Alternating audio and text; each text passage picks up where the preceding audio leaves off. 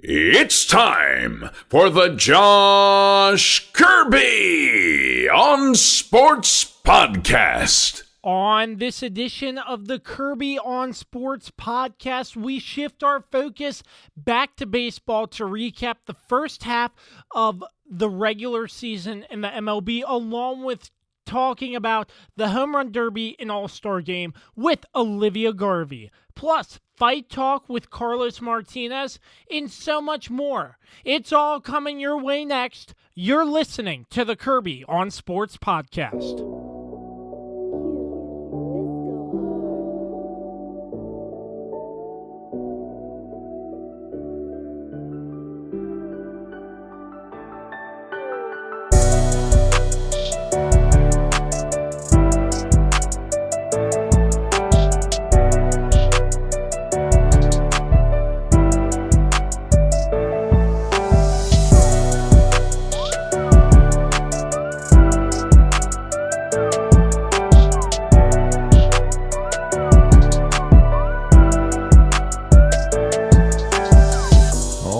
I'm glad you connected. This is Dave Johnson, voice of the Washington Wizards. You have connected to the right place because you are listening to my man, Josh Kirby on Sports Podcast. All right, welcome back to another edition of the Kirby on Sports Podcast. Before we move any further, we would like to thank our sponsors, as always, for their continued support. Regroup Building Services, PM Plus Reserves, Shenandoah Primitives, and Dr. Dave Leadership Corporation.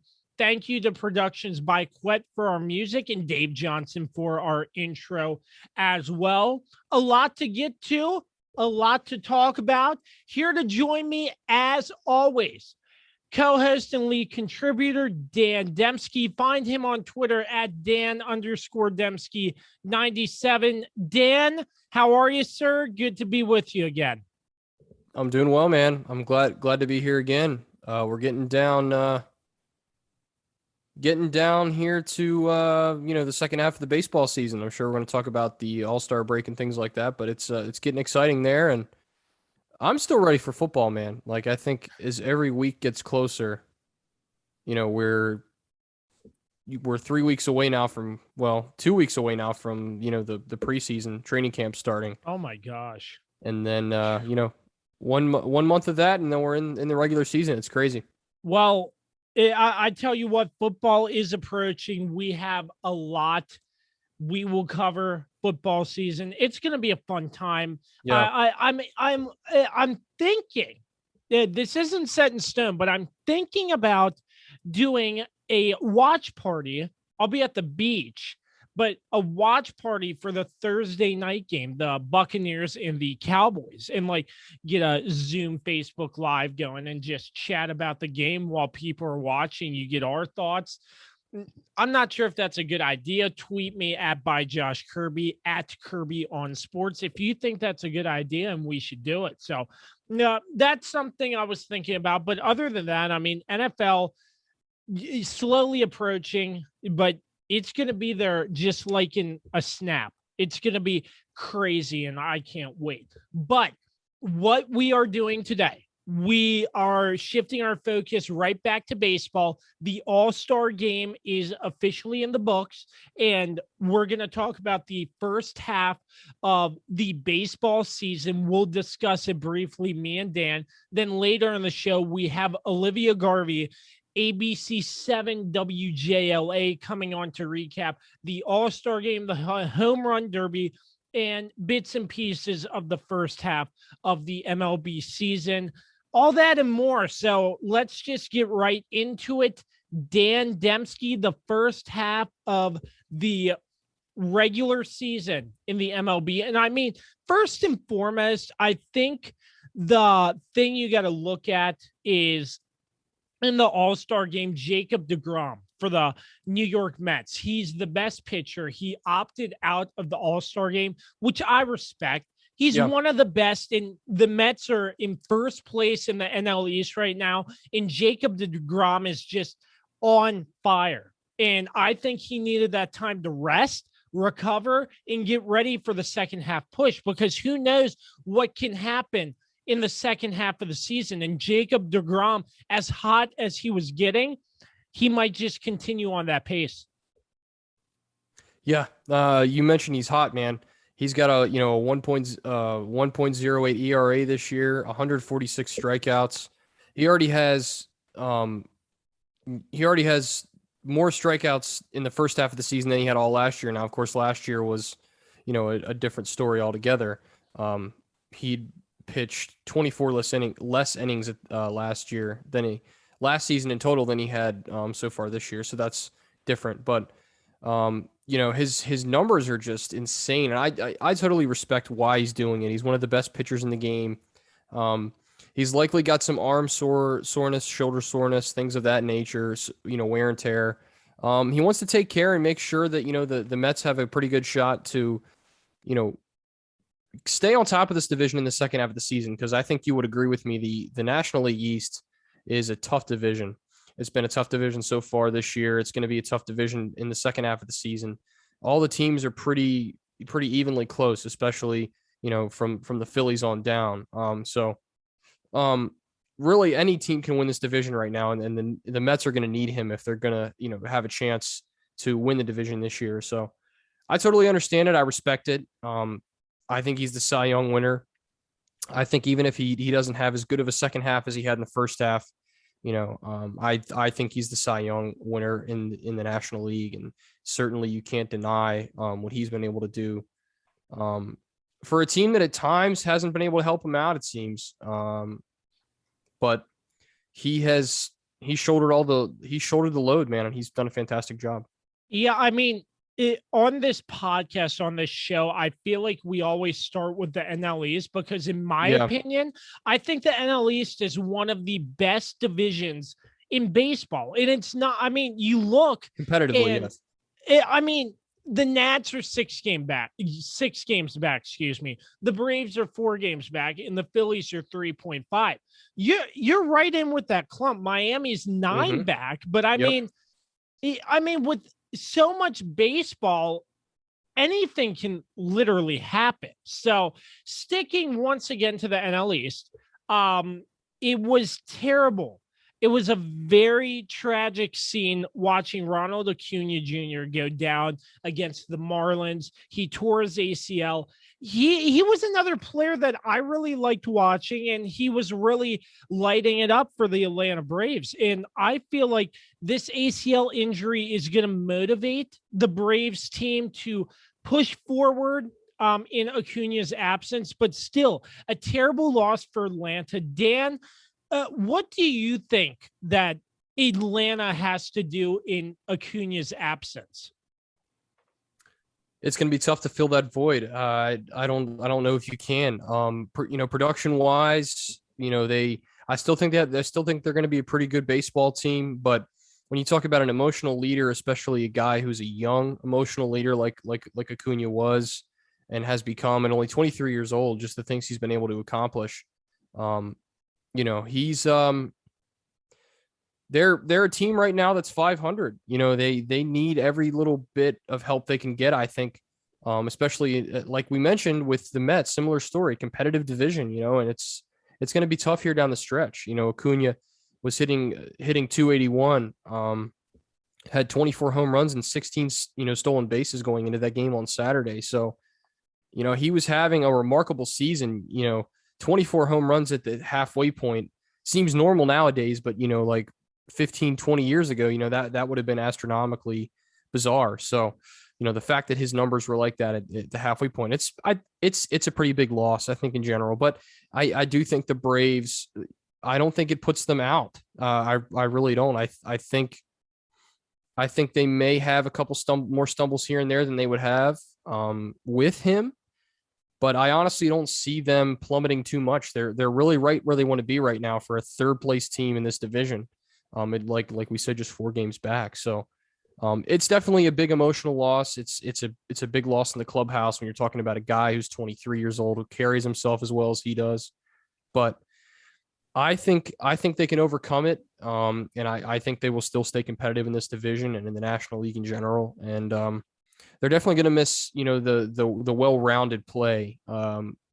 throughout the rest of the regular season, and if they make it in the postseason, which they're going to have to, right now they're going to have to hope to make it in as a wild card. So, but again, they're 4 games back, and we're just getting ready to start the second half of the season. I think they're going to be fine. And the way this division has gone, I really think anybody can win it.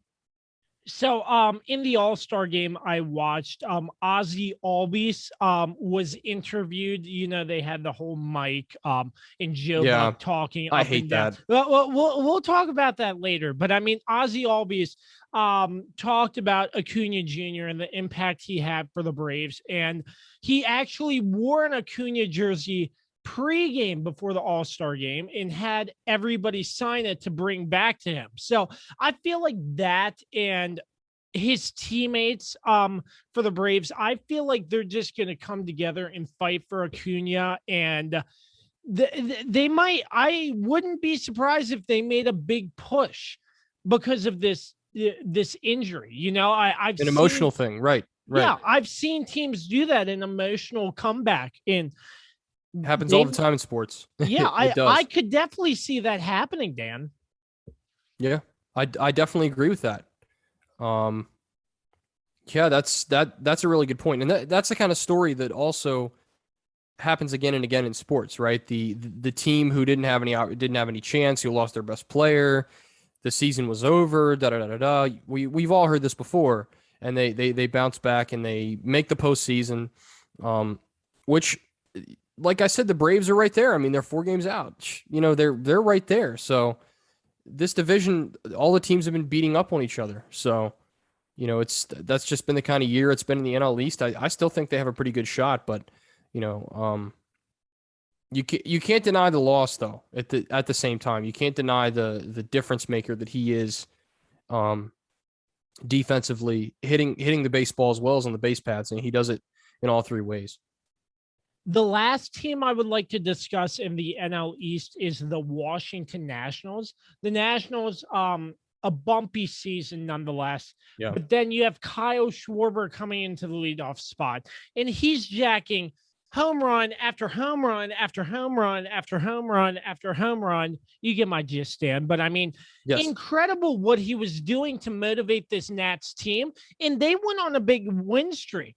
Then Schwarber gets injured. Look what happens to the Nats. They slump once again. So, I mean, Schwarber's injury, it was unfortunate, but it looked like he was walking. It looked like he was fine at the All-Star game. I'm not sure what that means in terms of his injury or anything like that, but still, if the Nats can see him back before this regular season ends, they might be able to make another push. But I mean, with Schwarber out like that, I think that's just another slump that the Nats are going to go into, and I'm not sure if they can get themselves back out of it. Yeah, again, they've had a bumpy season, but that division in general has been bumpy. I mean, the Nats are 6 games out right now, and with how bad they've played at some stretches, they're still realistically in it. But I mean, you are correct. They can't come out of the gates with a slump to start the second half of the season.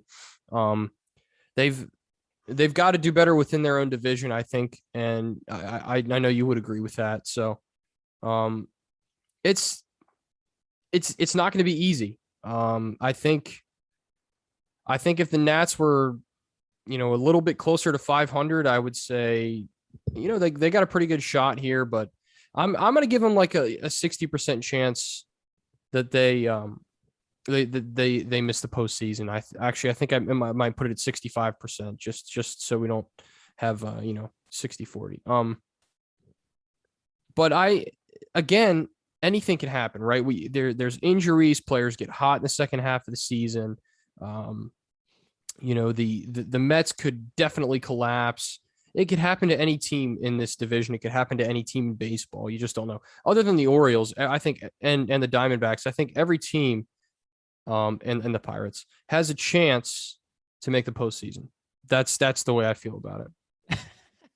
That's a good way to look at it, being a realist there. But that's all I wanted to cover in the NL East. Now let's broaden our horizons and talk about some other divisions. So here's a good one. I saw an article about this a couple days ago. The Chicago Cubs, and they lost 11-12 straight in a row. And it looks like this team might be turning into a seller instead of a buyer, because it looks like the Cubs. I heard this from the article that the 2017 World Series team has to go. And I heard an interview, Chris Bryant on the field, All-Star game, and people are speculating that Chris Bryant will not be a Cub for all of 2021. So Chris Bryant, I mean, the Cubs organization, I think it's time for a change. I've seen it. And I mean, it's one thing to keep these guys around after a World Series win and they continue to do better, but they're 8 games behind the Milwaukee Brewers right now. And I mean, losing 11-12 straight, I think it's time that the front office and the coaching staff looks to make some sort of moves before the trade deadline hits. Yeah. I definitely agree with that. This has been another interesting division, I think, outside of the Brewers and Cincinnati at times. I think the rest of the division's been pretty, they've kind of, similar to the NL East, they've kind of beaten up on each other, and the Cubs have kind of shown that weakness. The Cubs are particularly bad on the road, 16-29 on the road so far, and that's really where they have struggled the most. And now they open up the second half of the season on the road against the Diamondbacks, which is a series let's face it, they have to at least win the series to be able to, improve their credibility and standing. So, I don't have a whole lot to add to what you said. I think you covered it pretty well. It's strange to think that it wasn't long ago when the Cubs were, a shoo-in to win that division, for 3-4 seasons in a row. So certainly some questions to be asked there and some things that need to be addressed. But, the bottom line is they have to come out of the gates fast to start the second half of the season, or it's going to be a long off season. Absolutely. So the last thing I would like to touch on here, the last 2 things, excuse me. How much do we hate Houston being in first place? Hate, I kind of find it funny, to be honest, in a sort of a weird, twisted way. The fact that they are the most hated team in baseball by far, and just the fact that they're not only winning games, but they're winning games in improbable fashion. I mean, the other night, they scored six runs in the 9th inning against the Yankees to walk it off. Jose Altuve hits the game-winning home run.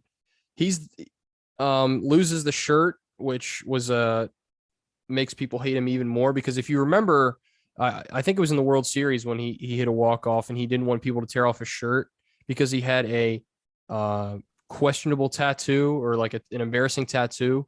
And they showed like him with his shirt off, and the tattoo is literally like an inch long. That's it. And so people see that and they say, well, he really was like wired with some sort of system, to, because that was one of the big rumors, like that he was wired with some sort of like, tip off system of what pitch was coming. So,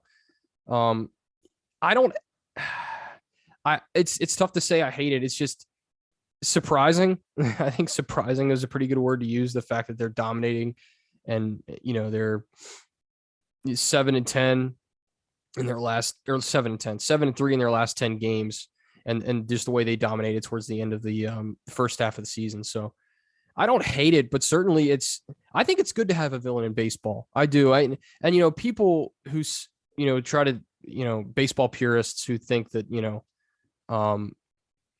cheating like has stained the sport or whatnot. I mean, cheating has been a part of baseball since the founding of baseball. I heard somebody say one time, if you took all the cheaters out of the Baseball Hall of Fame, there'd be like 4 people left. So, which is exactly right. I mean, cheating's a part of the culture. So, but I like it though. I like it when there's villains in sports, because I think it adds another layer and element to sort of just the day-to-day, not like long haul of the season. But look, when we get into August, September in a baseball season, we've had 162 games that we still have to play, and we're getting down to the last 30, 40 games, whatever it is. It sort of feels like they call it the dog days of summer for a reason. Like we're sort of trying to get past the season to get onto the postseason already. I think this keeps people intrigued longer. We want to see how the Astros are going to finish out and how they're going to be able to play in the second half of the season. But yeah, their dominance has been surprising to say the least. And like I said, I think it's kind of good that they're that they're sort of the villains right now, because it keeps people interested, it keeps people intrigued, and it keeps viewership up, man, pays the bills. I'll say this. I'm not as mad, only because the Nats beat the Astros in 7 games to win the World Series. I knew you were going to bring that up. I just knew it. I knew it was coming. I was wondering when you were going to say it. So this would be a completely different segment. My podcast might be completely different if the Nats lost in 7 games and later it came out that the Astros cheated. Yeah. I'm just saying. I mean, what if the Nats lost? I mean, I'm glad that we can't go back in time or anything. That hat's still right up there, World Series champions on my mantelpiece. But if the Astros beat the Nats in 7 games, I would be more upset. But yeah, I agree with what you said, though, Dan. I think you touched on it perfectly. Some of the improbable wins, the Yankees and so on and so forth. But I mean, yeah, you touched on it pretty well. But Houston, I just don't want to see them go back to another World Series. Oh, I definitely agree. And that would be like, I hate to say the word desecration, but it would be a disaster if they were to get back to the World Series. Because then,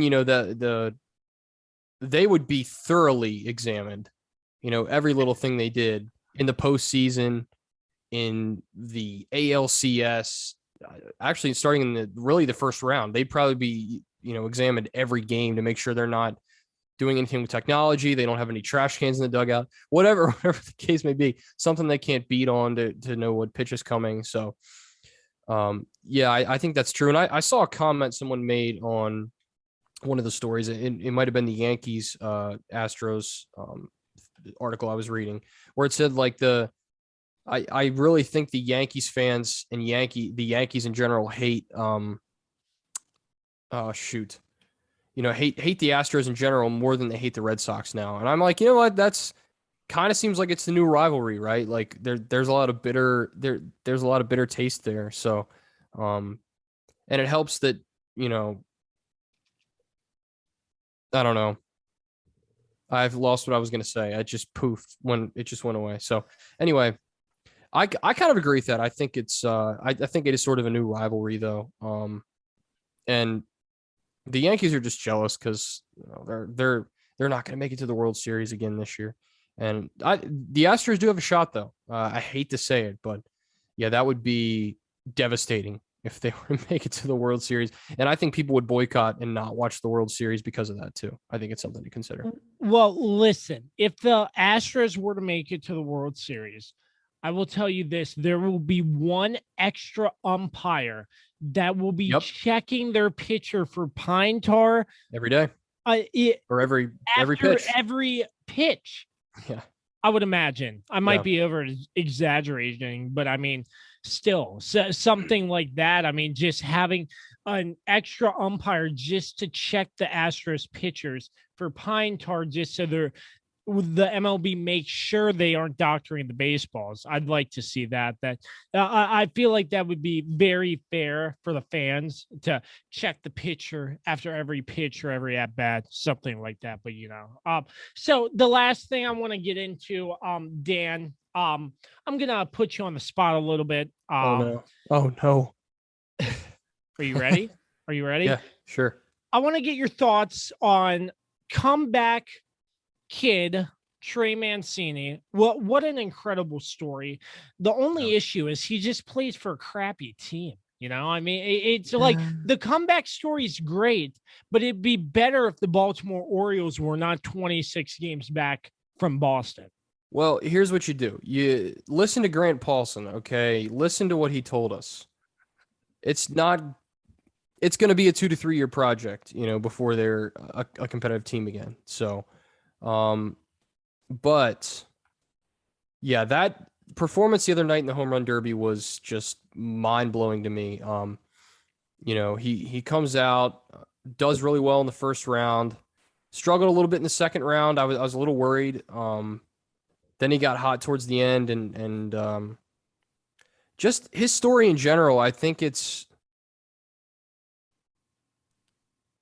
got to be the comeback story of the year at the end of this, at the end of the the SPs or whatever award gives it out. So,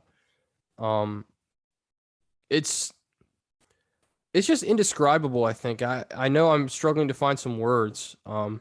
He had 59 home runs in the home run derby, and he's just a fantastic player. And I think what makes it even better is like his attitude about the entire thing. The entire time of him going through, when he was going through chemo, treatments and things like that, he was always very positive about it. At least on social media, he didn't show that it was really affecting him in such a serious way. Obviously later on, he, I don't know if you saw his interview, on ESPN, but he was, asked, did you think you were ever there was going to be a time where, hey, you're not gonna be able to play baseball again, which I'm sure he's been asked 100 times. But he's like, yeah, absolutely. Like it went through my head several times that like this may never happen again. So it's just insanity. The entire story, and the fact that, he probably was going to win that, but Pete Alonso was his competitor in the finals. So it was it was certainly a tough finals to be a part of, because you had Pete Alonso, who was just unconsciously hitting home runs in the home run derby and having fun at the same time. So it's just amazing to see, man. It's sort of an Alex Smith type of story. It's different, obviously, when you have a huge injury versus a deadly illness. They're two completely different things, but it's similar in a lot of ways. I think for Trey Mancini, the thing that maybe helped him was he's so young still. His story is kind of still being built. So, not to say that Alex Smith's story is over, but I mean, he's at the back end of his career now anyway. But it's just unreal.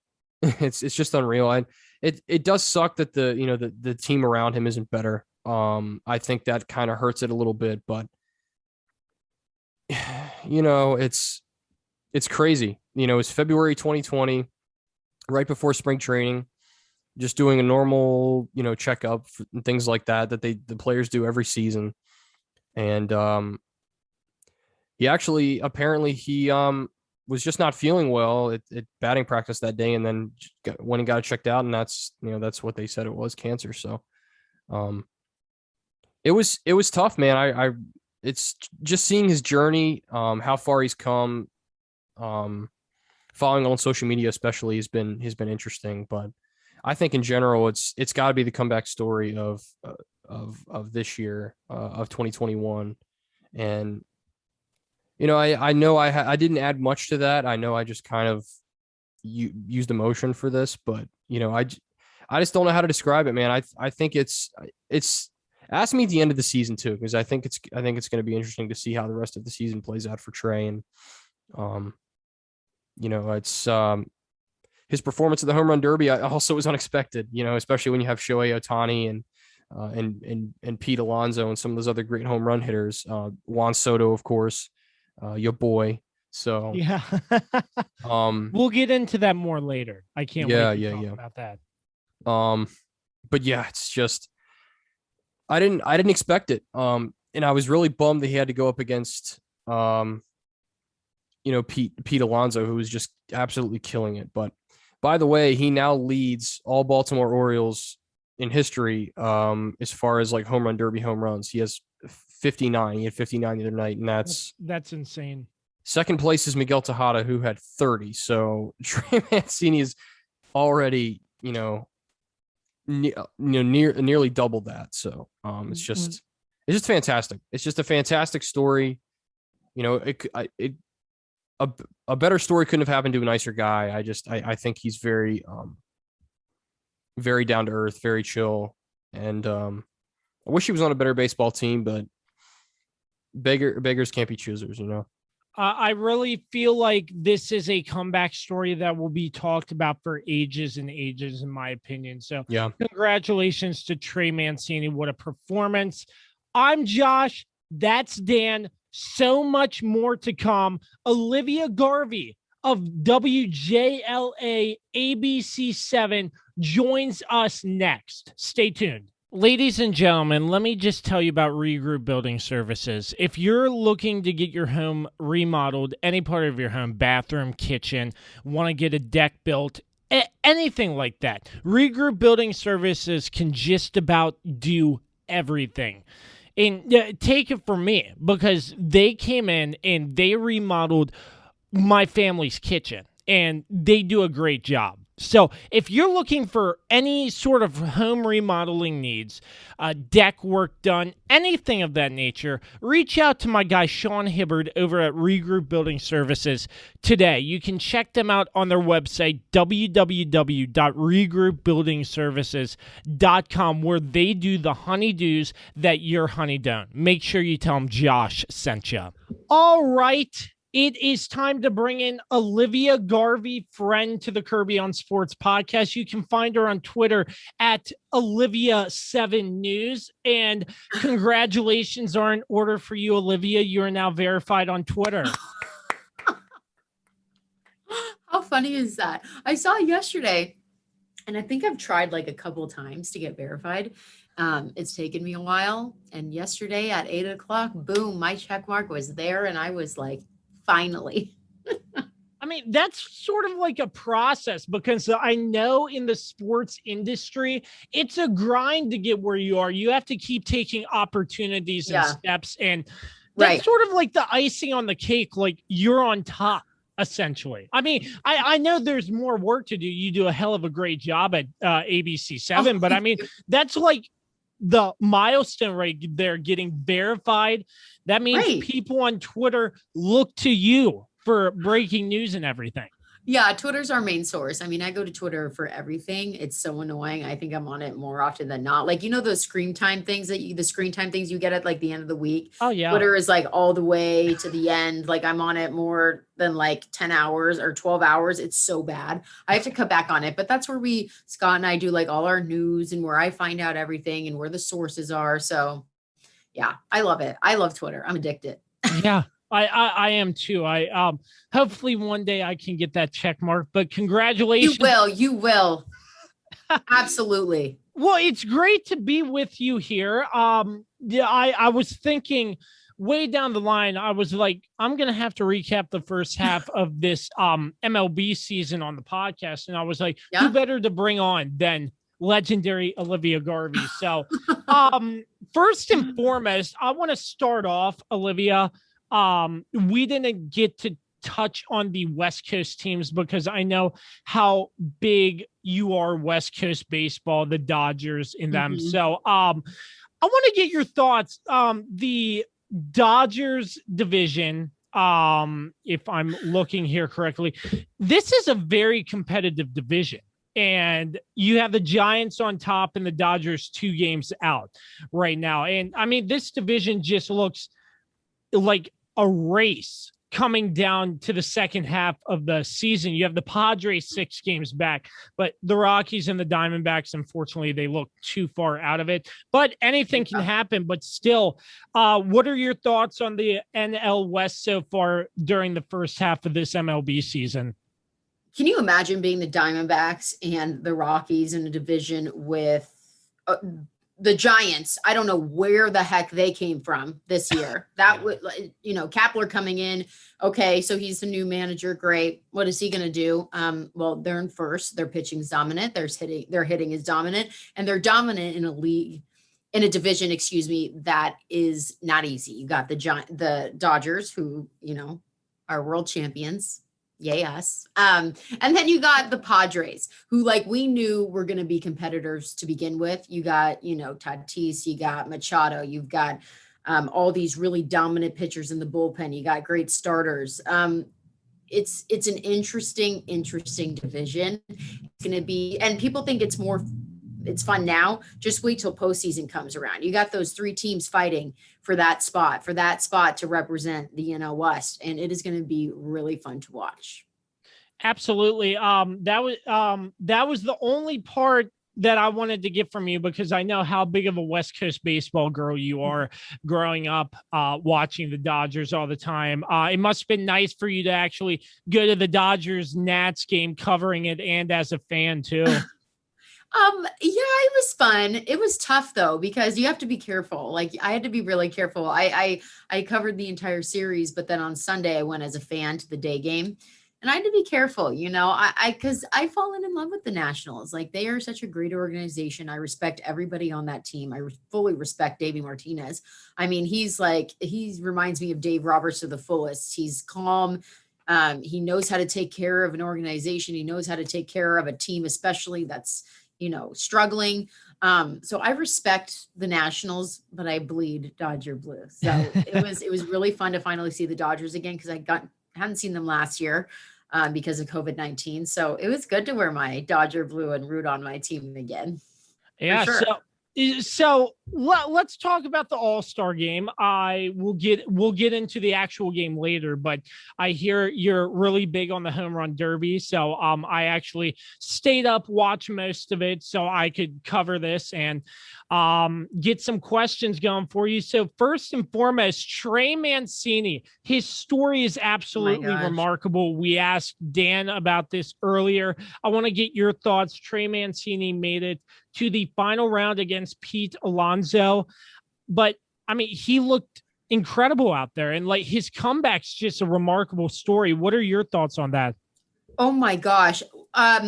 Going into this, I was like, okay, so I'm picking Shohei Ohtani to win the whole thing. Yeah, I forgot about Pete Alonso. I forgot about what a weirdo he is and how tired he never gets. He never gets tired during the home run derby. And I forgot about that the last time he was in it. So I'm upset that I didn't pick him to win this, because if I remembered that, he would have been at my top. But of course I picked Showtime because that's just a human being that is crazy enough. And I thought he was going to get far. But Trey Mancini, I had a tear in my eye when he got to the finals. I was like, this is what sports is about. Mm-hmm. And, and you do this stand up to cancer. You have these signs, and all the players and all the fans hold it at the home run derby. And it was so cute to see most of the teammates having Mancini on it. And, then him making it to the finals against Pete Alonso. It was so fun to see. And it just shows for young kids that are going through, anybody that's battling cancer, they can overcome this. And then you can be, a star just like Trey Mancini at the home run derby. I just did not expect him to do that. And he proved a lot of people wrong, and he proved how strong he really is. It was so cool to see. He was the story of the night. I don't care if Pete Alonso won for the second time in a row. Trey Mancini, he is the winner for sure. I just think it absolutely sucks that he plays for an organization that is rebuilding. I mean, the story's great. It's going to be talked about for years and years to come. But I mean, Baltimore, they have work to do.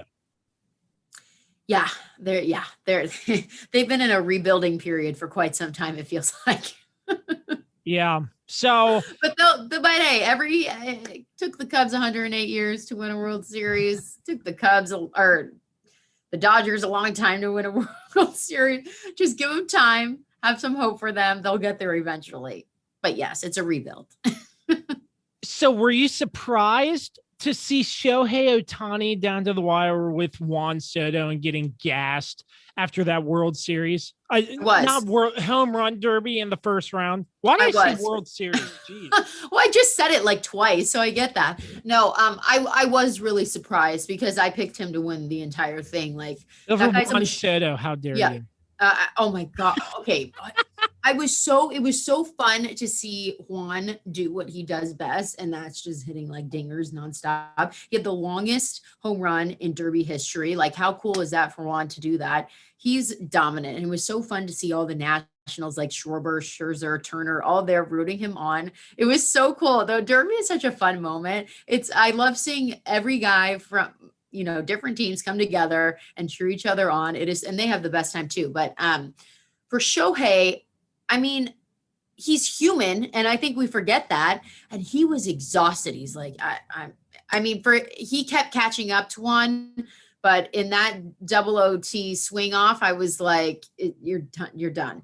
Go rest, and then you have to pitch tomorrow. You're hitting tomorrow, so just relax. Like, this guy is a machine, and you will see that in the second half too. I mean, he's unstoppable. He's so cool. He's cool. Yeah, absolutely. I mean, I agree with you 100%. Shohei Ohtani is a unique player in the game of baseball. And I was very surprised to hear that he never takes batting practice in spring training. I don't get it. What do you know why? What's the deal with that? I've never heard of someone not taking batting practice. That makes no sense. I'm surprised that they don't make him take batting practice. But we have to remember, I mean, he's not just a hitter. He's throwing too. He needs to make sure that his arm is, okay at all times and not to overdo it. And I think that's a big thing for him, is not to overdo anything and only does what he knows he can do best at and perform at the next level. And that's, hitting when he needs to. And then, of course, pitching 100.2 miles per hour like he did at the All-Star game. I was like, geez, he's a machine. And that's why baseball needs him. They need him. Yeah, absolutely. Absolutely. So the other two matchups in the All-Star game home run derby, Salvador Perez losing to Pete Alonso, ending up being the back-to-back champion, and then Joey Gallo facing Trevor Story. That was a pretty tight matchup to the end there. In that round. Gallo. I mean, he is so strong. His legs are strong. He's strong. And then, of course, Trevor Story with the Rockies. I mean, that's that hometown boy right there. Everyone needed Trevor Story in there. So that was a fun matchup. I mean, this was a great home run derby. You had some good guys doing their best in this derby. And of course, I mean, Pete Alonso, I'm just like, I'm watching him. I'm like, you don't get tired. You don't. He just doesn't get tired. So, I mean, he deserved to win. The guy's a machine too. I just couldn't believe it. I couldn't believe that he won again, but it's okay. I'm a little salty about it because I didn't bet on him winning, but that's all right. So I will take my losses. He deserves it. Yeah, absolutely. Once again, Olivia Garvey, find her on Twitter at Olivia7News. She's the best in DC. Go follow her for all the best sports content. So let's dive into this All-Star game before we get into stuff I liked, stuff I disliked. The All-Star game itself, they had players mic'd up at bat. They had that guy from Australia in the ninth inning. You could hear every curse word he was saying to end on the mound? Yeah, on the mound. Oh, yeah. And he, by the way, he had no idea. Oh, yeah. They couldn't hear no idea. He's like, I didn't know that you guys could hear me. And we're just like, yeah, like we can hear you. And then like the outfield, I mean, ever since the All-Star game got rid of the implications of home field advantage in the World Series, I feel like it's more of a relaxed atmosphere. So let me get your thoughts. How do you like those in-game interviews? And do you like it? Do you think it should be a part of the All-Star game? Because I'm watching it with my father, and he's like, get out of his ear, Joe Buck. He's trying to play baseball.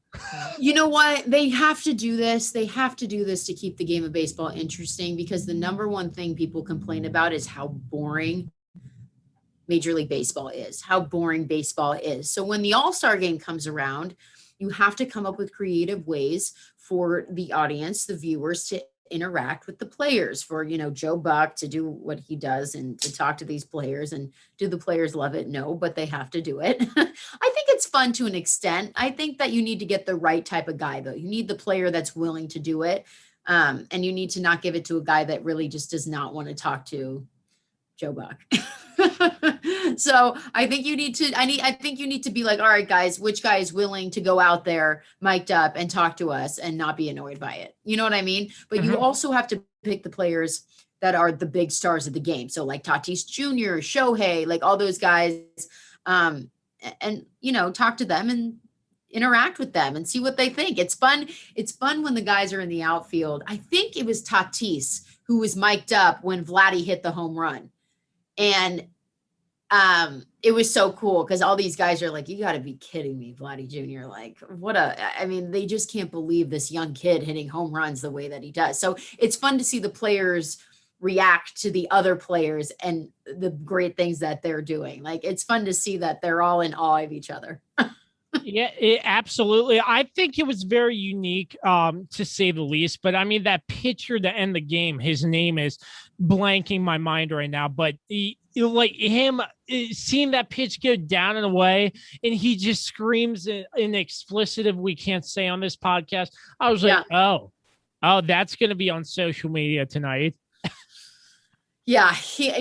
And then you have to remember you're mic'd up and there goes that. And they have to know that too. I mean, these guys they're guys. They're going to cuss at each other. They're going to cuss when they're upset. And they're all playing the best players in Major League Baseball. So it's not like, it's just, I don't know. I think it's great. I think it's great for the game. Don't do it too much though, because then you're really going to piss them off. Oh yeah, absolutely. So the tribute pregame to Hank Aaron, that was a beautiful tribute. Do you agree? Yeah. Hammer and Hank. That was amazing. I was not expecting him to do that, but I mean, guy hit bombs. Guy was the big man in Major League Baseball, and everyone just adored Hank Aaron. Like he was the face of baseball. He was the face of what a good person in baseball is. Yeah, he was great. That was awesome of them to do. Yeah. The jerseys though are the ugliest things I've ever seen. Yeah, I wasn't really a big fan. I want to talk about something I didn't like. Bringing that up. Those uniforms are so bad. We need to talk to Nike. And they're already getting ready for the 2022 jerseys. They're going to need a year to figure out. Yeah, I mean, they need to work on. I mean, I could probably design something better than that. I thought they were pretty questionable. I mean, I don't know. I don't know what it was. I just wasn't liking the uniforms this year. No. And by the way, they didn't like him either. I don't think. And the stars, they put the stars on the bottom of the number for how many All-Star games they've been in. I was like, you do it on the top. I feel like it's better on the top than the bottom. Josh, you need to be a part of the creative team and let them know what's up. Well, I appreciate that. So let's get into this game, because I don't know what it is, but the National League and All-Star games, the AL has won the past 8 straight, and they do it again, winning 5-2 in this ball game. You have JT Realmuto, the catcher from the Phillies, with a home run. And then who was it? It was Manny Machado scoring on a pass ball in the 6th inning. Those were the only 2 runs that the American League allowed. And I mean, it's just pure dominance. Every single year, the AL puts up a better team than the NL. And I just think record-wise, it shows that's how much better the American League is in comparison to the National League. I'm not saying that can change, but I mean, you're looking at teams like the Angels with Ohtani. You have the Yankees. The Yankees. You have the Red Sox, Aaron Judge out there. You name it. I mean, you have a lot of players in the AL that, I mean, I'm not saying the NL doesn't have elite players, but the AL always seems to figure out what to do in order to beat the NL. Well, they just have better pitching. Oh, yeah, that's true, too. The American League has better. American League has better pitching, I think. 100%. They're way more dominant in pitching than the National League. We have some big hitters. Like I'm a part of the National League. The National League has big hitters. And I mean, there's some great, don't get me wrong, there are some great pitchers in the National League. I mean, there are some amazing, they're equally, they're not equal, but both sides have dominant Hall of Fame, future Hall of Fame players. American League, though, has always had strong pitching. And that's what overcomes it, I think, in the end. Yeah, and I think it was really interesting that left fielder who came in when the bases were loaded for the National League and got that sliding catch to save it and eventually win it. That was very surprising to me. But I mean, for the most part, the All-Star game, do you think it comes down to pitching or what they do at the plate in order to win this game? Because it's the best of the best from this year. And what do you think contributes to that? Well, I'm just going to go by what I always grew up with was defense or offense wins games, defense wins championships. So that's what I'm going to go by with this. But I think it ultimately, I think pitching is, you're not going to win baseball games without that pitcher. You're not going to, especially giving up, especially what the guys do now at the plate. They are just hitting bombs nonstop. So, you're going to need that pitching, and the American League has it. So I got to give it to them on that one. Yeah. But because, and Vladdy, I was just about to say that.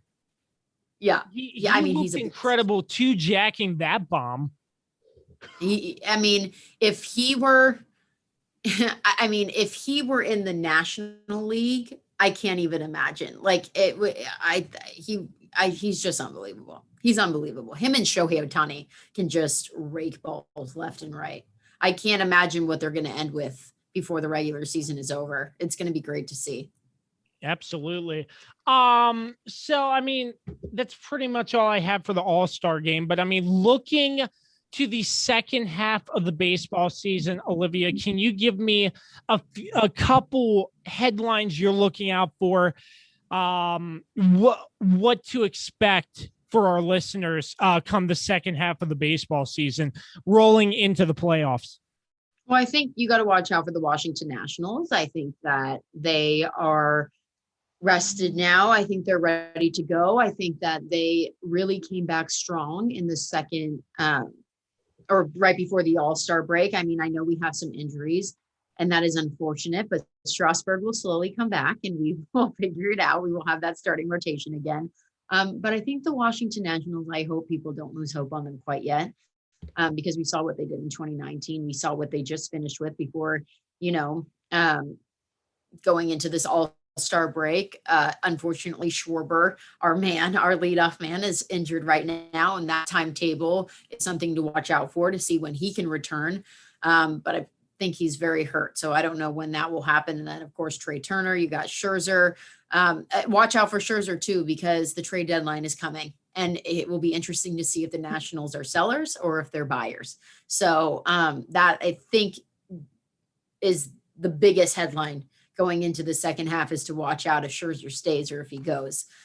It'll be very devastating to see if he goes, and I know for all of the fans that will be hurtful too.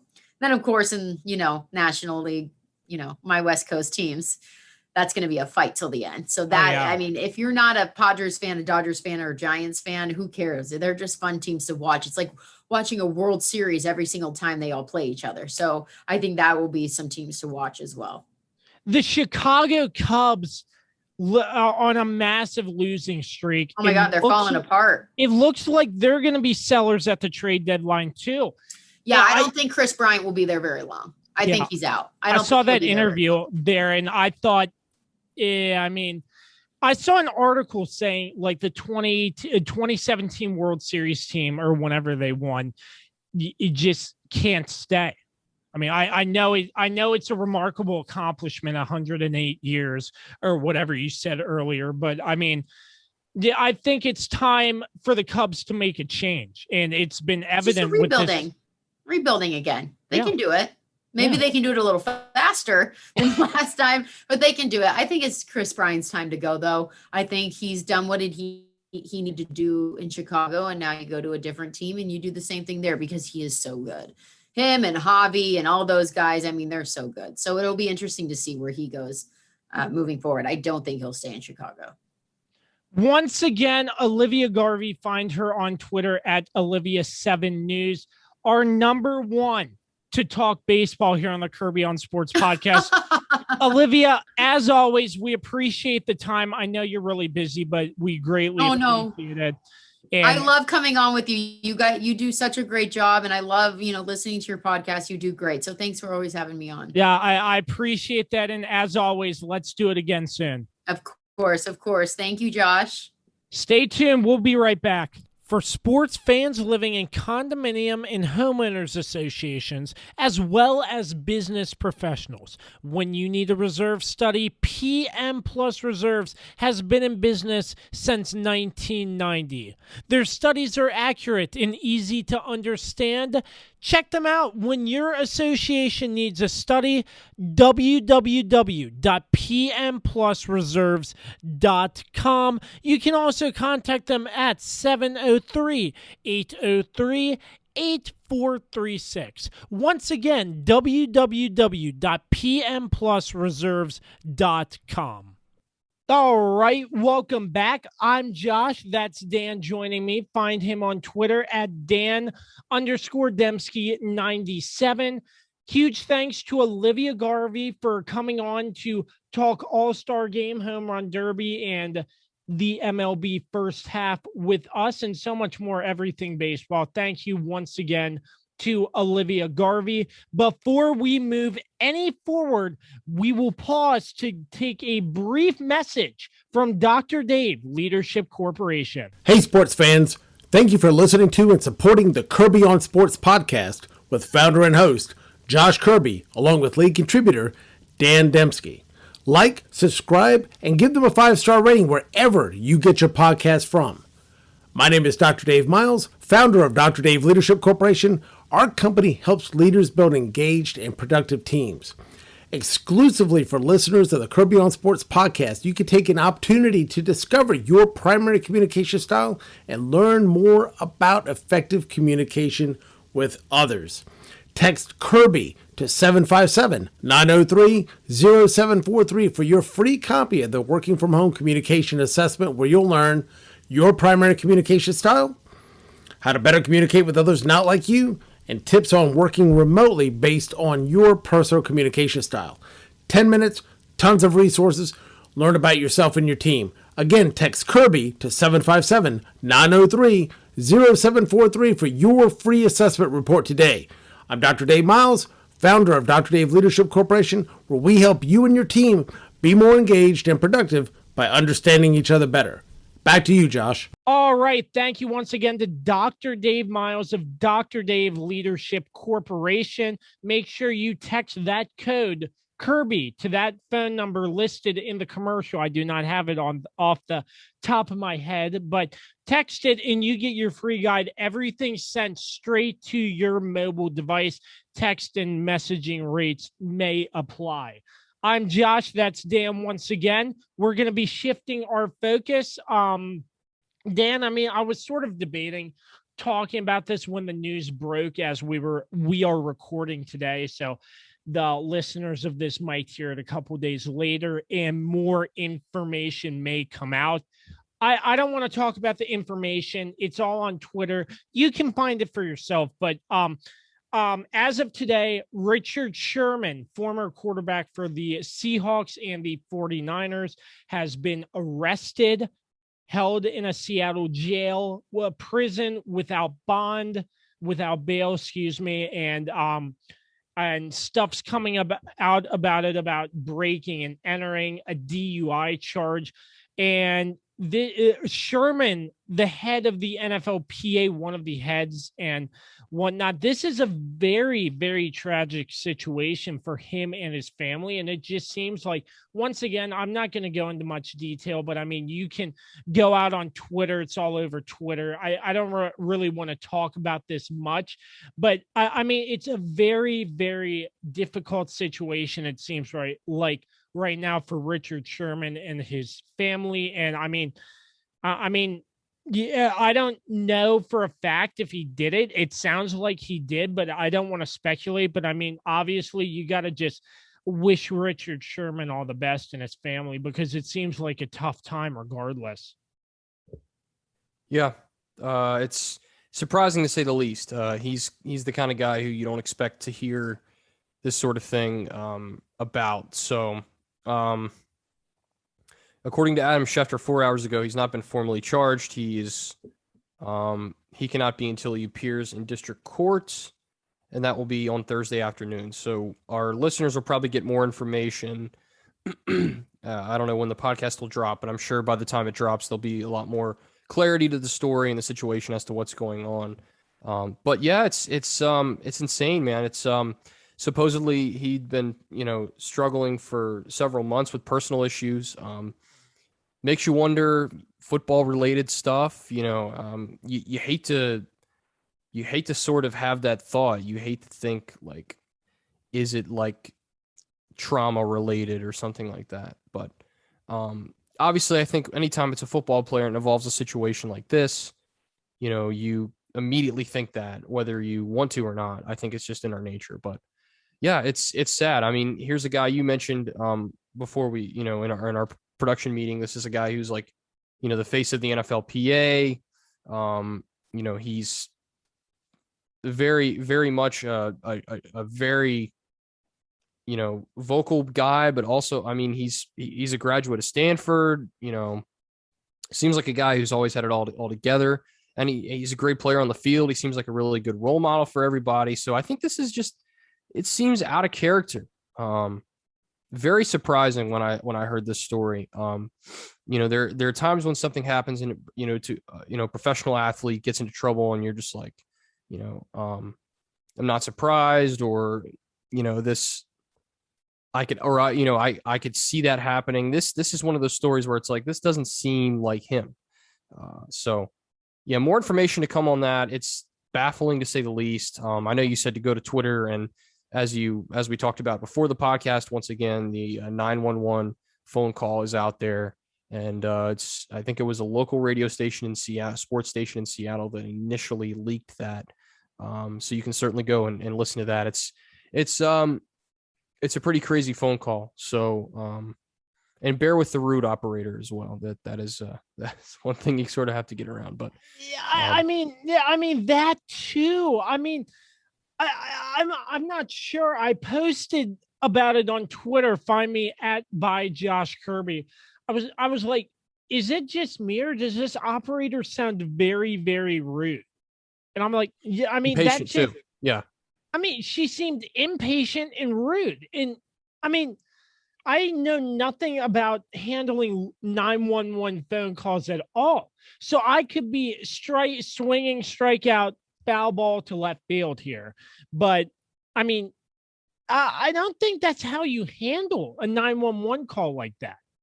No, I think they're taught to stay calm, to try to de-escalate the situation if there's an escalation involved, and to keep, I think the big key is, and again, I'm not someone who's ever done this job, keep the other person on the other line calm.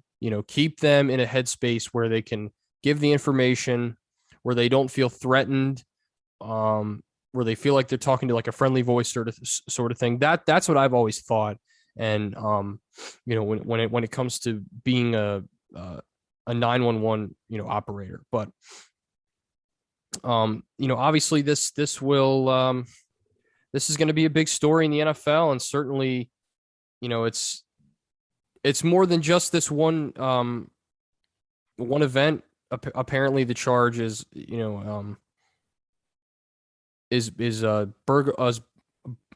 I can never say this word, burglary, domestic violence. And apparently in Seattle, that's an offense that you cannot get bailed for until you're seen by a judge. Correct. Yeah. Bail was denied for that. So again, we're going to find out more information.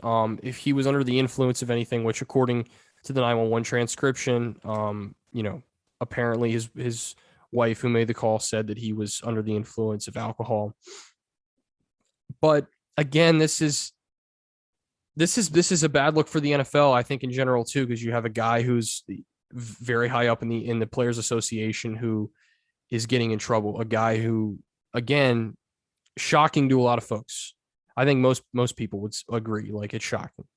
He's not the kind of person in character or otherwise who would do this sort of thing. So again, more information to come. I'm sure by the time this drops, we'll have a lot more information that's going to develop. So it's a sad situation. I hope he gets the help he needs. I hope, anything that he did that was wrong, I hope he has to, face up to that at the same time. So, and I hope his, apparently he didn't harm his children during this, which I think was a key thing that people were asking. So that's a very important fact. Apparently he didn't harm his wife either. He was just making threats, according to at least the phone call. But again, there's still a lot of unknown. So it's a crazy situation, to say the least. I really don't feel like this is just another NFL player who fell to the bottom and started like committing crime. This isn't like Richard Sherman. No. You've never heard anything about Richard Sherman doing anything like this. I mean, the only time I saw Richard Sherman look like he was about to go out and fight somebody is when they won the NFC Championship game and talked trash on Michael Crabtree. I'm like, this man, on the field, I know I have family members who voice sort of displeasure about Sherman and like how he trash talks sometimes, but it's part of the game. Yeah, but like off the field, I would have never expected that. No, never. No. Yeah. Yeah. It's one thing to be a competitor in the nature he is, that's just in his nature to be that way.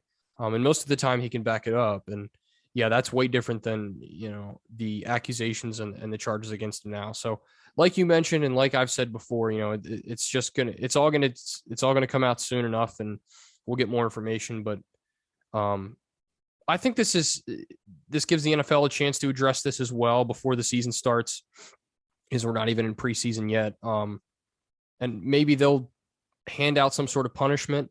But I think at the end of the day, there's going to be a lot of question marks surrounding all this. And obviously, whatever the legal trouble is for Richard Sherman, the NFL will probably, deem their discipline after that. I think that's what it's going to be. I think in a lot of cases, if it's like something that's vicious or, we kind of saw coming, then the NFL dishes out punishment at that time. Obviously, this is very different than a lot of other players' legal problems. So it's a wild story, man. And there's a lot of question marks.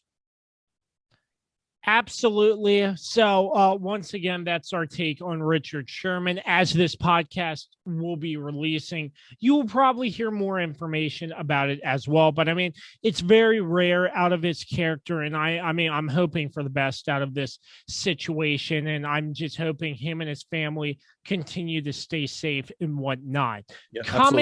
Yeah, yes, absolutely. Coming up next, friend to the show, Carlos Martinez returns to break down the Conor McGregor versus Dustin Poirier fight. Fight Talk on the Kirby on Sports podcast. Stick with us. Is it finally time to upgrade your home's interior? How about with an authentic farm table made locally from recycled barnwood? Shenandoah Primitives, based right here in Winchester, Virginia, makes farm tables, benches, tables, coffee tables, and a long list of other items for your home decorating needs. At Shenandoah Primitives, function and style are combined for great furniture that will last generations. If you're interested in combining the industrial look of metal with wood, or considering something incredibly unique with a live edge, Shenandoah Primitives turns those ideas into reality. Thinking about a mirror, wine rack, or other accent piece for your home, Shenandoah Primitives can assist with that as well. As a local small business, Shenandoah Primitives is happy to work with each client for a custom design or schedule an appointment to come out and view current inventory. Local, high-quality, handmade items can be found at Shenandoah Primitives. Find us on Facebook and Instagram or visit us at www.shenandoahprimitives.com. Once again, that's www.shenandoahprimitives.com. All right, it's time for Fight Talk here on the Kirby on Sports podcast, bringing back a friend to the show, Carlos Martinez. It has been a long, long time, Carlos. I'm glad you're back with us. How are you, sir? The signal was sent out, and I answered the call. The numbers were low, but they will now rise again, for I have made my triumphant return to the Kirby on Sports podcast. Kirby, it's great to be with you. It is definitely most great to be with you too, Carlos. We're glad to have you on talking UFC 264, the third installment of Poirier versus McGregor. And these cards were exciting. The first exciting one I just want to briefly touch on is Tai Tuivasa facing Greg Hardy. And I mean, the size discrepancy there, that was crazy massive. And Tuivasa going out and knocking out Greg Hardy in the first round, I think a lot of people were stunned by that, in my opinion. But I think a lot of people were happy, too, because of Greg Hardy's past and how he exited the National Football League. Yeah, well, this isn't Greg Hardy's first loss in the UFC. This isn't even his first fight. So, I mean, it was, he did what he did. It's kind of great to see justice served, I guess you could say. But I wasn't surprised, to be honest. Tai Tuivasa is a lot more skilled than Greg Hardy is. Greg Hardy's still pretty new to the game, so stuff happened. Yeah, I mean, not much to say about it, but I was surprised when I heard Greg Hardy's name, and I was like, wait, he played in the NFL. It was insane to me. And Greg Hardy, how big he looked and how physical and tough. I was like, yeah, I don't want to get into the ring with this man. And I thought he could give Ty a run for his money, but good grief, the man just... It was an overhand punch, if I remember correctly. It was a very interesting way of knocking him out. I mean, I'm not sure if you noticed that, Carlos, but I believe I noticed it. And then afterwards, he took a beer and a shoe and drank it. Yeah, that's what they call down under a shoey. And, good for him. There's not much to say. It was a good win. And hopefully he starts to make his climb up, and maybe he'll make a run at the title. Absolutely. So let's get into the main card, the reason why we all stayed up past midnight to watch Dustin Poirier and Conor McGregor. A lot of bad blood between these two in the third installment, a lot of hype leading up to it. And Dustin Poirier seemed to have a handle on Conor McGregor through the first round, but it ended up in disappointment. Not even a contact injury. Conor steps wrong and breaks his ankle. And it ends up being a doctor's decision, TKO, and Dustin's rubbing a victory in Conor's face. I don't really think that's right. Him saying, I could have won even if Conor didn't break his ankle. You can't say that, but Conor broke his ankle. He just got surgery. And Carlos, I know we were talking about this before.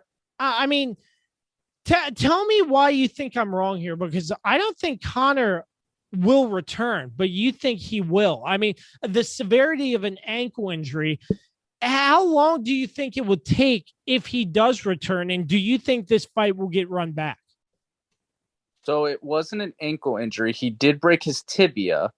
We have seen that, we've most recently, it's the same injury that Chris Weidman sustained.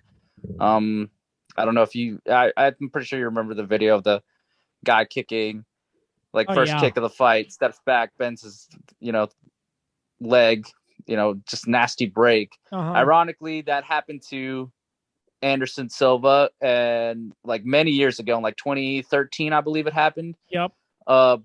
Broke it against Chris Weidman, ironically.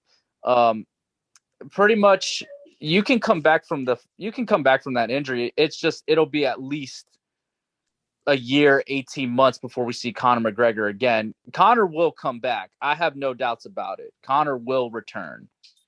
There's just too much. I mean, he just enjoys it too much. Just the issue is what do they do when he does come back?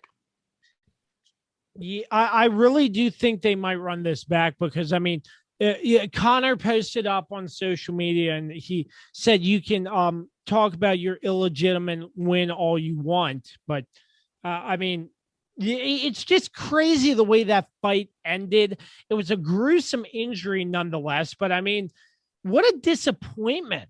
A disappointment, too, because we were all expecting a very competitive fight, and it just did not turn out to be that way.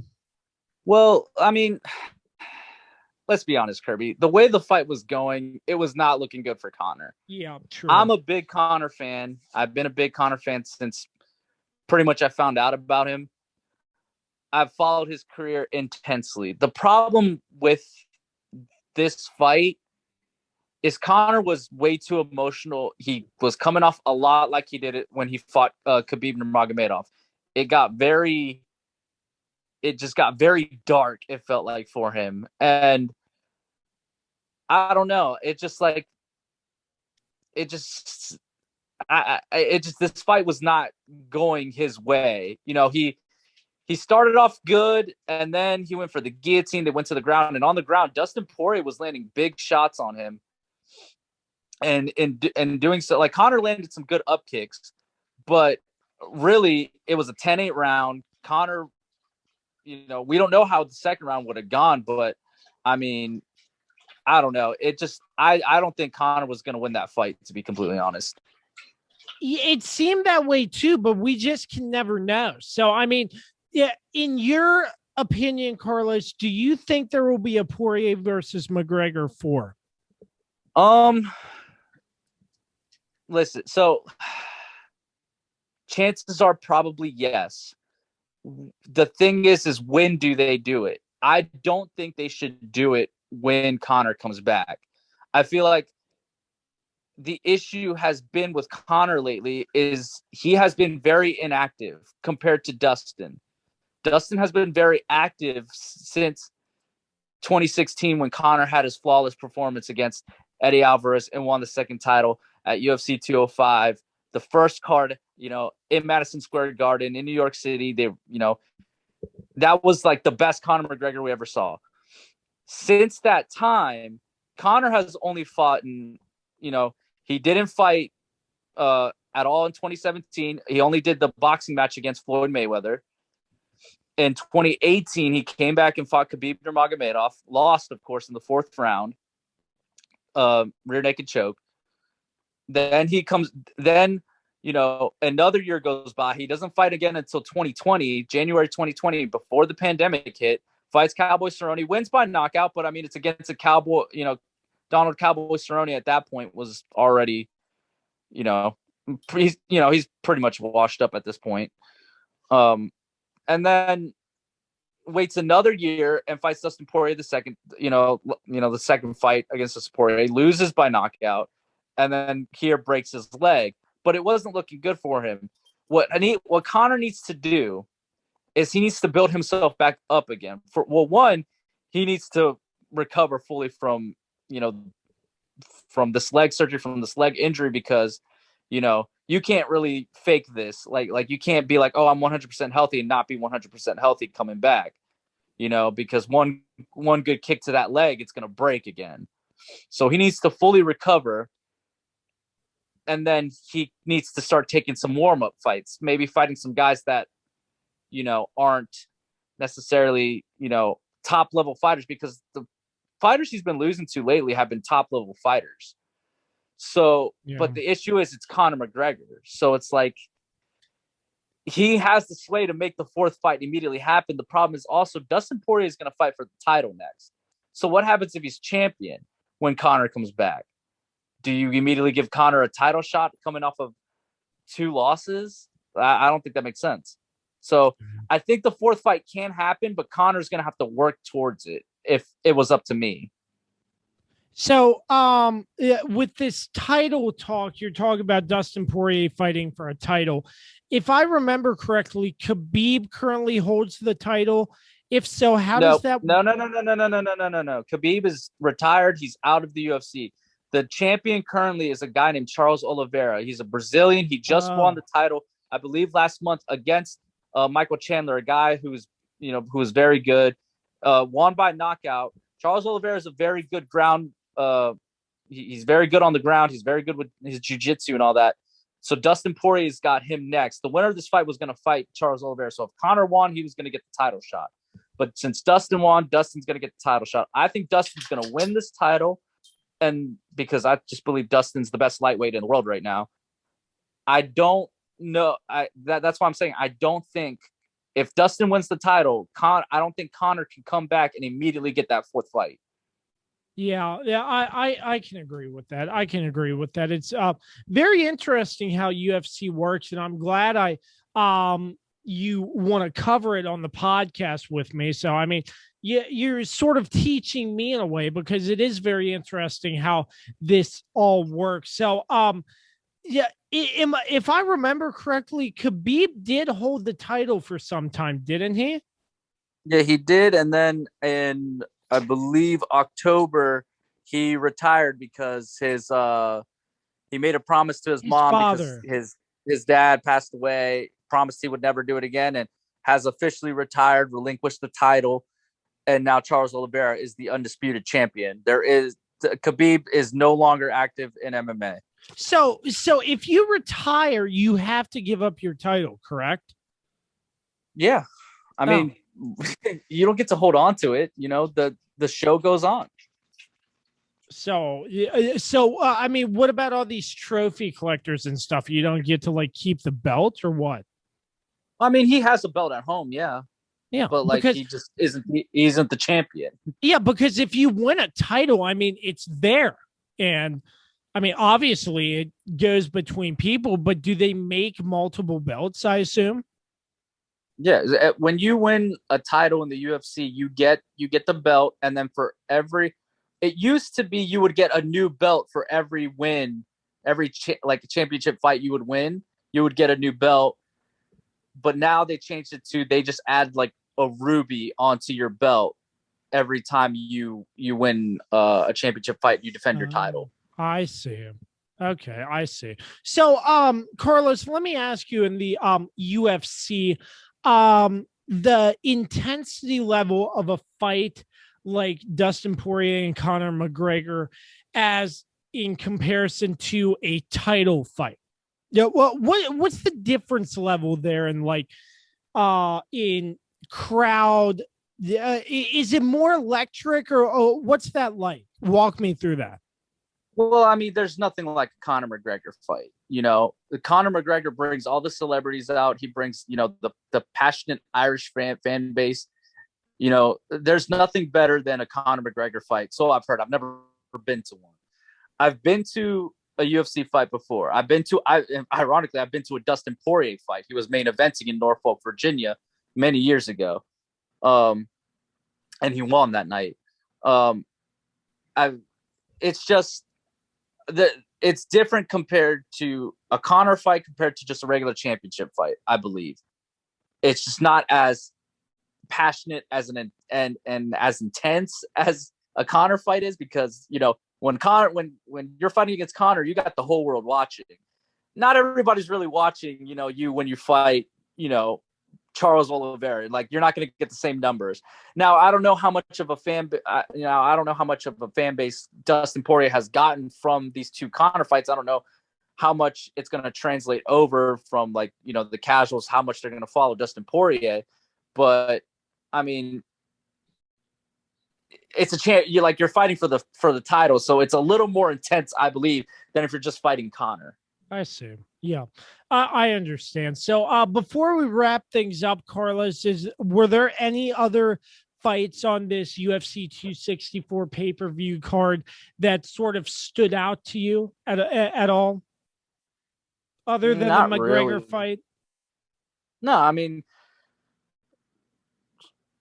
obviously everybody was kind of talking about, Sean O'Malley's fight. Sean O'Malley was beating this dude's, beating the brakes off of this dude, but ultimately, and he was just, I can't remember the guy's name. I really can't, but he all knows he got the green hair, and, he's back in the gym today teaching classes, apparently, after taking that beating. But, like, that was a good performance by Sean O'Malley, but ultimately, he kind of lost some stock because he couldn't get the guy out of there. Not his fault. Also, was that fight was like on 11 days notice. But yeah, no, the main talk has been just, the implications of what's going on with this Conor McGregor situation. Like I said, the difference between, Conor and Dustin is that Dustin has been active. So he's been getting better. If you compare how they looked in their first fight to this third fight, you can see that it's been Dustin who has been, improving way more than Conor, and Conor did it to himself. That's why he lost this fight, because he wasn't active. He only fought, and from the span of 2016 when he won that second title, he has only fought to their second fight, basically. He's only fought in Khabib and Cowboy Cerrone. That's it. I don't really count the Floyd fight because that was all boxing, So, and then if you compare that, Dustin fought 8 times, and he was fighting the best lightweights in the world. He even fought Khabib. He did lose to Khabib, but he fought the best of the best. Wow. So that's why when Conor comes back, he's got to build himself back up. Yeah, that's very interesting how he only fought Khabib and Cowboy Cerrone in that span. I mean, for a fighter like that, wouldn't you want to try to get more fights to better yourself? How does that work? Well, you got to think about it this way. So Conor won the title November 2016, won the lightweight championship, right? So he was the first two-weight champion in UFC history.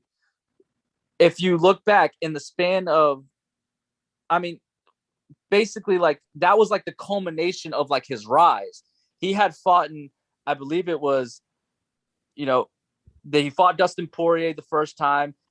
A couple months later, he fought a guy named Dennis Siver. Then he fought for the interim featherweight championship. Then he fought for the undisputed featherweight championship. Then he did the 2 fights with Nate Diaz. And then that culminated in the lightweight championship fight in 2016. That's 7 times in pretty much the span of, a year and a half, 2 years. He fought 7 times. After that, he's only fought in 2-3 times in the span of the next 4 or 5 years. And it's just because then he got the Floyd fight. He makes $100 million off of that. He made it. He got to the pinnacle, and it's kind of hard for him to kind of get up for these fights, I feel like. I can see that. I see where you're coming from there. Once again, Carlos Martinez, Fight Talk on the Kirby on Sports podcast. Carlos, let me ask you one more random question about fighting before we wrap things up here. What are your thoughts on YouTube celebrities like Jake Paul going out and challenging these professional fighters? Do you like it, or do you think there's really no place for it in the sport? Listen, I'm not gonna I don't really support the Paul brothers. I don't really support Logan or Jake. I don't really like them. But there's a market out for that. So go ahead, go make your money. I don't have an issue with it. Like if fighters have an issue with it, then they need to look at themselves and, do something about it. And, it's not the Paul brothers' fault that they have a large following that's willing to buy these pay-per-views and all that stuff. And Jake Paul is actually really good. Like, I'm not going to lie to you. Jake Paul's got some talent. Am I saying he's like, he has a chance of being like one of the best in the world? No. The other thing is they're fighting kind of washed up guys right now. I mean, Logan just fought Floyd. I mean, Floyd at this point, he's washed up.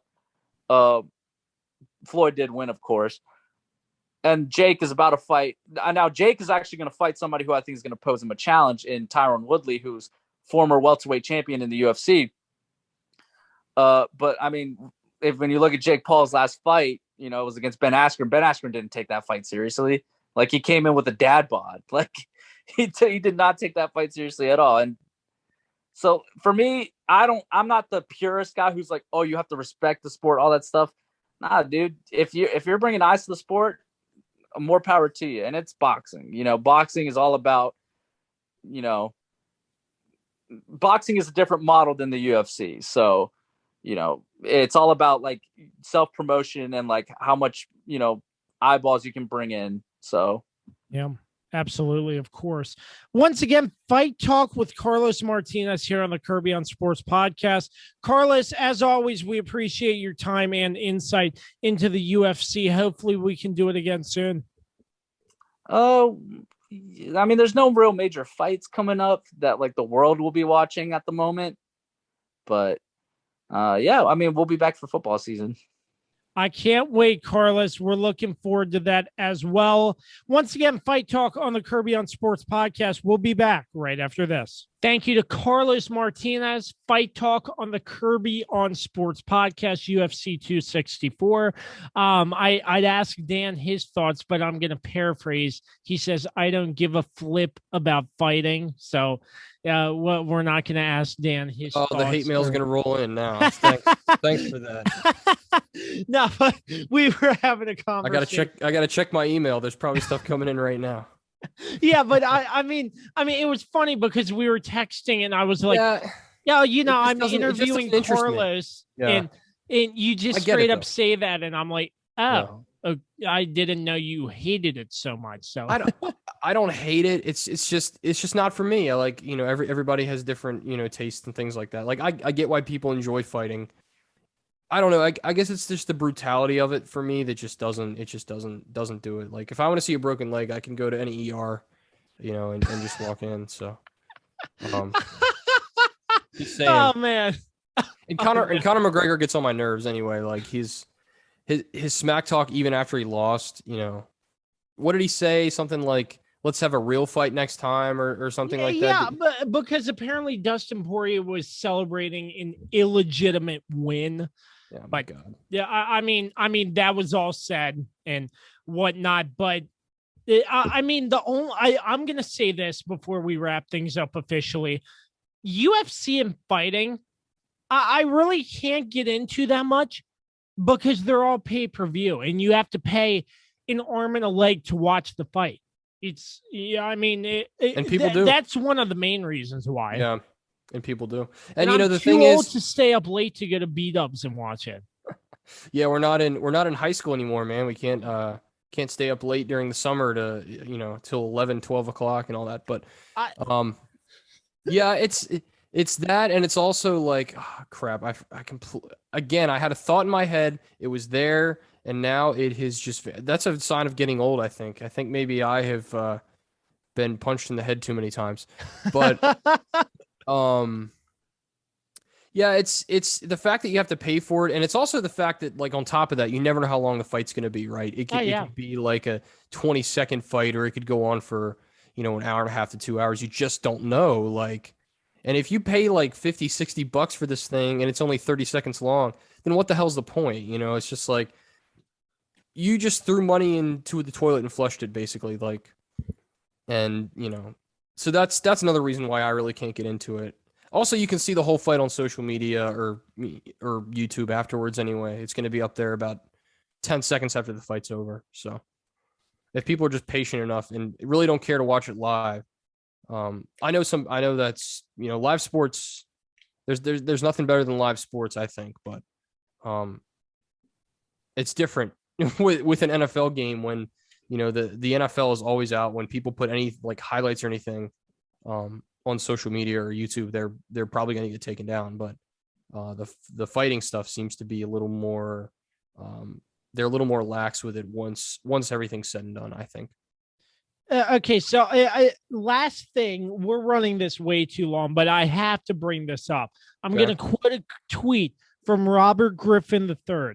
Oh. This man just shotgunned a beer out of a shoe after knocking out Greg Hardy, who used to play for the Panthers and the Cowboys, for women everywhere. I thought hands down, Ty Tuivasa knocking out Greg Hardy 45 seconds to a minute in was incredible. Carlos doesn't think so, but I mean, after Greg Hardy's exit because of beating women, Tuivasa just knocking him out, and hearing RG3 tweet that, I'm like, that's incredible. That's incredible. Yeah, that's a really A+ quality tweet. I like RG3, man. I do. That is a really solid tweet for him. Yeah, I think that is impressive. I think anytime you can knock out someone, in a minute or under is impressive. Why did Carlos think it wasn't impressive? What were his? Yeah, I mean,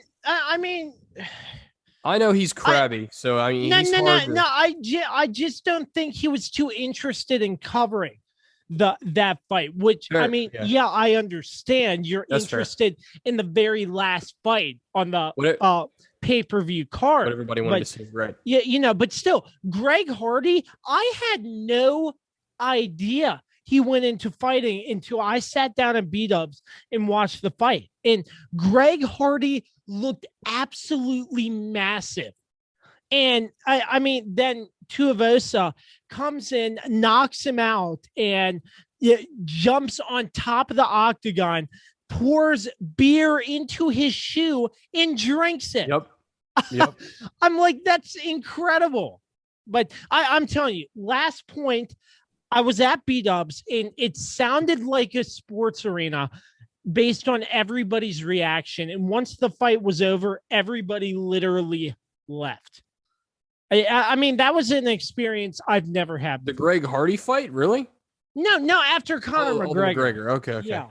Yeah, I McGregor's one of those guys that, he's so polarizing. You either love him or you hate him. That's just how it works. And, he's the king of getting people to watch, I think, in a lot of ways, and pay for those pay-per-view matchups. So yeah.